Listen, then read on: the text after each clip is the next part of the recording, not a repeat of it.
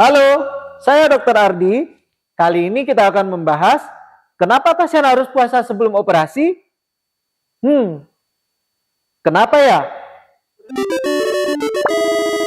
Jadi, puasa itu sendiri adalah hal yang paling penting dijalankan sebelum pasien dibius untuk dioperasi dengan alasan keselamatan pasien. Tapi pada kebanyakannya, keluarga pasien ini kan merasa kasihan sama pasiennya, kok dipuasakan, nggak dikasih makan, sementara dia kan mau melakukan operasi. Pas ditanya di kamar operasi, pasiennya puasanya nggak cukup, dikasih makan, minum sama keluarganya. Nah, itu bahaya loh. Kenapa bahaya ya? Ketika pasien dibuat tidak sadar sepenuhnya, segala refleks perlindungan atau proteksi seperti refleks batuk, refleks menelan itu akan hilang. Nah, sementara pasien itu tidak puasa, lambungnya itu penuh. Resiko untuk terjadi isi lambungnya itu masuk ke tenggorokan sini naik yang dinamakan regurgitasi. Nah, sementara pasien itu refleks sudah hilang, tidak mampu menelan, membatukkan, ya cairan yang tadi, sisa-sisa muntahan tadi, regurgitasi tadi bisa masuk ke paru-parunya, masuk ke paru-paru. Akibatnya apa? Akibatnya terjadi kerusakan di jaringan paru-parunya akibat sisa muntahan tadi, dan juga sel-sel radang itu juga akan meningkat.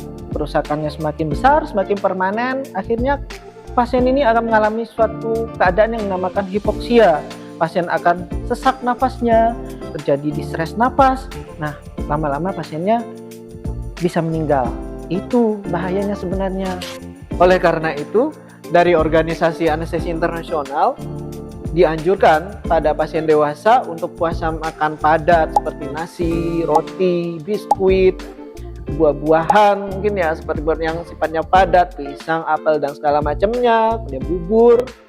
Itu hanya boleh 6 jam sebelum operasi. Dan minum cairan jernih seperti air putih atau air gula, bukan susu loh ya, itu masih diperbolehkan 2 jam sebelum operasi. Tapi pengecualian untuk bayi usia di bawah 6 bulan boleh diberikan ASI sampai 4 jam sebelum operasi dan air putih sampai 2 jam sebelum operasi untuk mencegah kekurangan cairan. Nah, itu tadi yang untuk pasien elektif terjadwal.